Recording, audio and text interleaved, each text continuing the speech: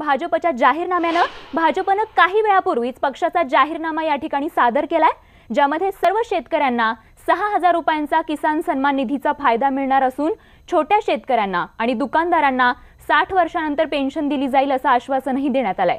तर राष्ट्रीय व्यापारी आयोग तयार करणार आहे, तसंच समाजातील सर्व घटकातील लोकांचा विकास केला जाईल आणि क्षेत्रीय संतुलित विकास करण्यासाठी योजना आखण्यात येतील असं आश्वासन देखील या जाहीरनाम्यात आज भाजपनं केलंय।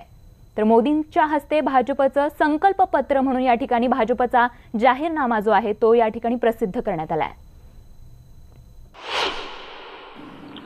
भारत को भी विकास के लिए विकास को जन आंदोलन बनाना, और एक सफल प्रयोग आप देख सकते हैं, स्वच्छता। हमारे देश में पहले हम गंदगी की चर्चा करते थे, गंदगी के विषय में हर बार खबरें भी आती थी, बातें भी आते थे, सब होता था। लेकिन पिछले 5 साल में स्वच्छता की चर्चा हो रही है। इसका मतलब ये नहीं कि गंदगी खत्म हो गई थी, लेकिन स्वच्छता की चर्चा करते करते हमने गंदगी को एड्रेस किया, यानी पॉजिटिव थिंकिंग को बढ़ाते बढ़ाते नेगेटिविटी को खत्म किया। और इसमें मुझे देश के सभी मीडिया हाउस की मदद मिली, मैं आज उनका आभार व्यक्त करना चाहता हूं।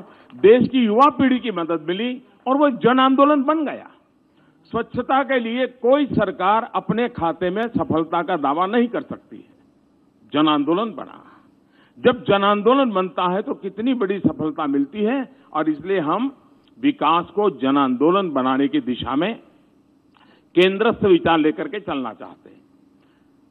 ये भी सही है कि आखिरकार गरीबी से लड़ना है तो 50 साल के सारे प्रयोगों ने बताया है कि दिल्ली के एयर कंडीशन में बैठे हुए लोग गरीबी को परास्त नहीं कर सकते हैं।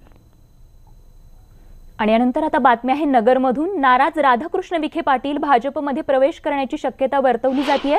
नगर इथे मोदींच्या सभेत विरोधी पक्षनेते राधाकृष्ण विखे पाटील यांचा भाजप प्रवेश होण्याची चर्चा असून विरोधी पक्षनेतेच आता हातात कमळ घेणार असून पंतप्रधान नरेंद्र मोदी आणि मुख्यमंत्री देवेंद्र फडणवीस यांच्या उपस्थितीत हा प्रवेश होण्याची शक्यता वर्तवली जाते।